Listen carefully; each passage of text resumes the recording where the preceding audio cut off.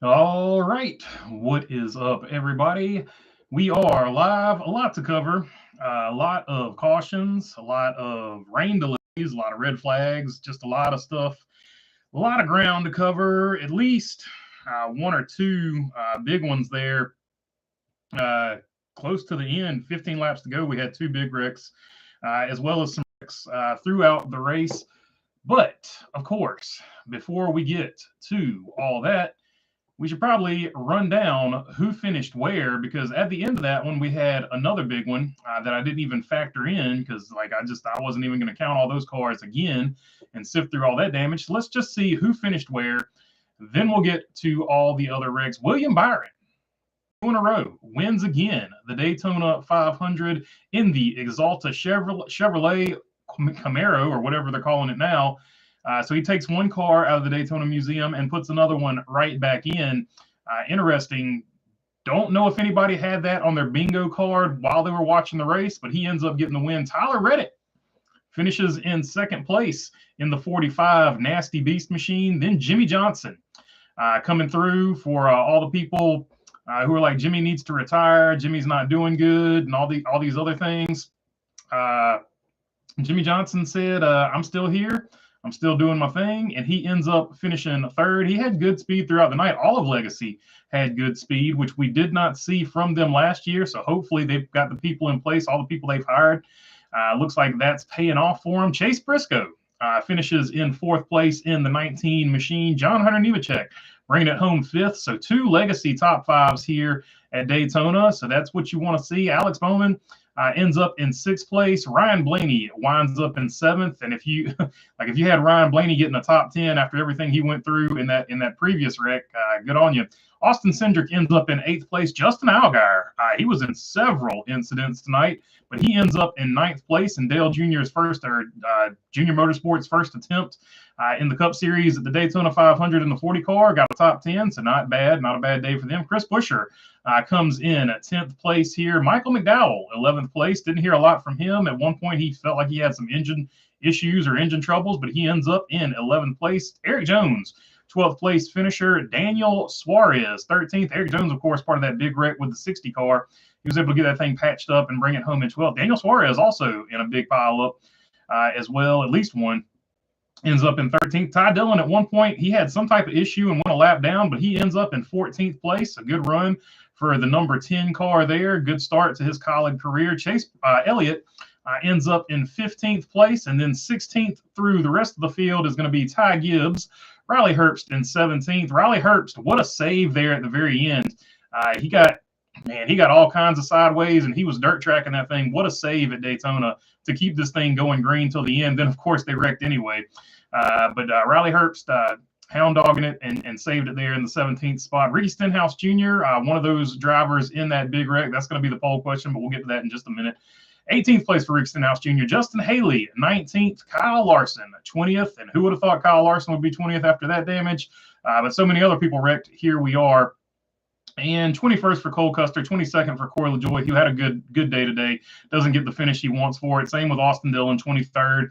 Denny Hamlin, same exact boat, 24th. Then you got Cody Ware, Brad Keselowski, Todd Gilliland, Noah Gragson, Bubba Wallace, and Carson Hocevar rounding out your top 30. 31 through 41 is going to be Seabell, Ryan Preece, Shane Van Gisbergen, who had just an awful day. He was riding around all day. Then you got Kyle Busch, Joey Logano, Zane Smith, Josh Berry, Martin Truex Jr., Elio Castroneves, Ross Chastain, AJ Allmendinger is your last place finisher winner on Earth 2. All right. So that brings us to the poll question. There were lots of wrecks. There were many places you could put the finger and blame on. But the one in particular I wanted to ask the question was Ricky Stenhouse Jr., Joey Logano, that wreck, where one was trying to go to the front, one looked like they were aggressively blocking. Neither man really wanted to give any ground. That is a poll question. Who is at fault with that wreck? Joey Logano, Ricky Stenhouse Jr., 50-50 or neither. There was 15 to go. You got to go.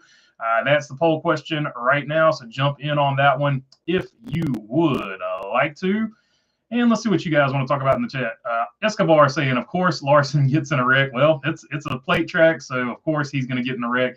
I'm surprised he could keep going the way he piled in there.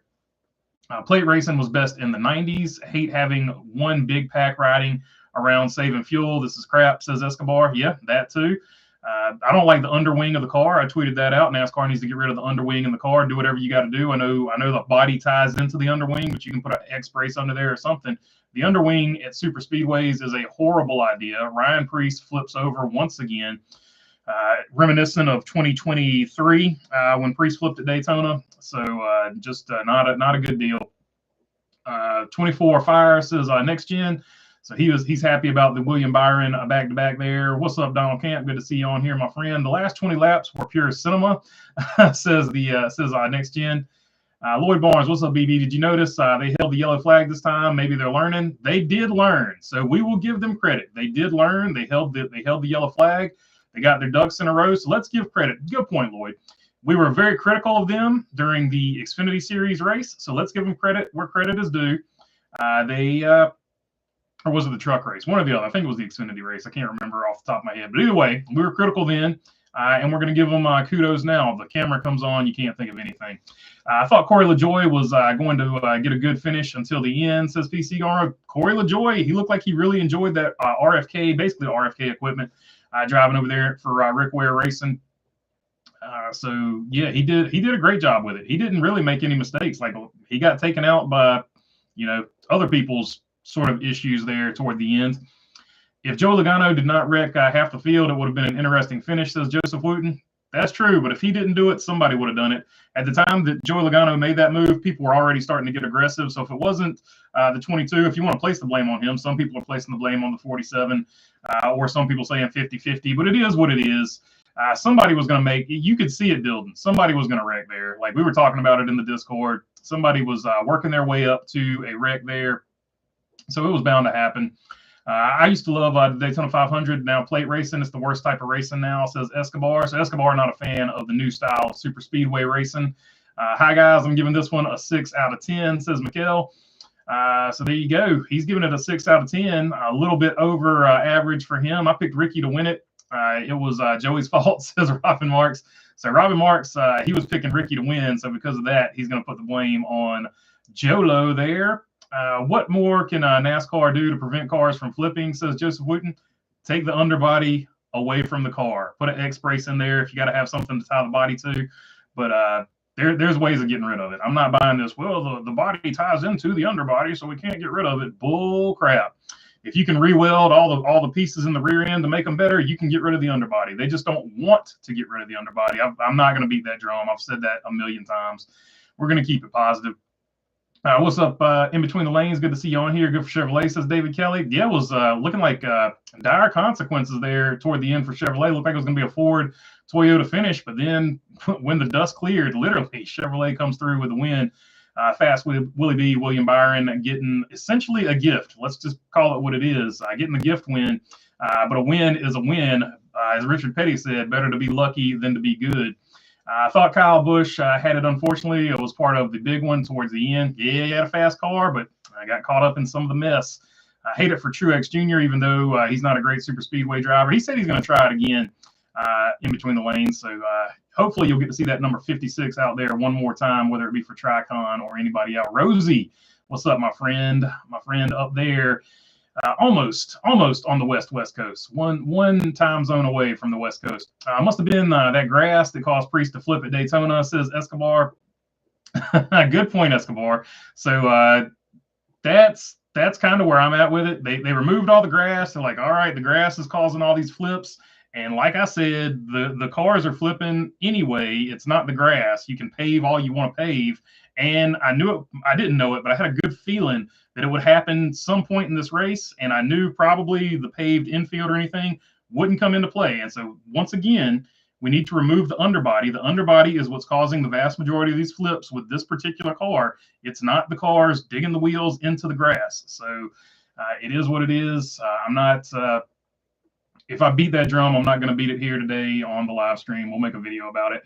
We got a Jimmy Johnson top 5 in the Gen 7 and Junior Motorsports scoring a top 10 in their Cup debut before Gran Turismo 6, which is getting released before Kyle Busch wins the Daytona 500, says NASCAR fan. So there you go, NASCAR fan. I appreciate you keeping the GTA 6 joke going, my friend. I am here for it. Always good to see you as well. Hamlin almost became a 4-time Daytona 500 winner. He put himself in the right spot. He did everything you could do. And then at the end, chaos ensued.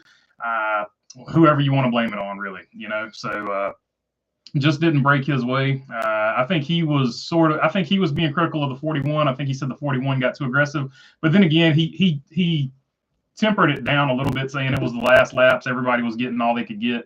So and to me, that's what I saw at the end of the race. Everybody was trying to get all they could get, and it ended up being a big one, taking out all your leaders. 4 of the top 5 were Toyotas. It says in between the lanes. Yeah, Toyota. When the lights shine the brightest and it was all on the line, the Toyotas showed up at the end. Priest looks good too, says PC gone rogue. Overall, a good race. Yeah, Priest immediately put the window net down, so it doesn't look quite as bad as the big one he had in, what was it, 2023 or 2023 in Daytona. Overall, good race, says Bruce Reed. So Bruce Reed liked it there. Logano's team swapped the throttle body with a cheated up part, says Tim Brace. I'm sure they'll take a look at it because there was a lot of swappage there on the 22. That being said, Logano's car was fast all race. It looked like it was just one. Kyle Busch even said it. He looked like he had the fastest car, and he was trying to go to the front. And Ricky Stenhouse Jr. did not want him in front of the 47 car, so it came to a head. It is a poll question if you want to vote on it. Let's see. In between the lanes, Logano looked dominant. Says, yeah, he was fast for sure. Joey didn't blame Ricky in the post-race interview, says X-Man. So there you go. Like I said, you can look at it either way, but I'm just interested to see what you guys think before I weigh in on it.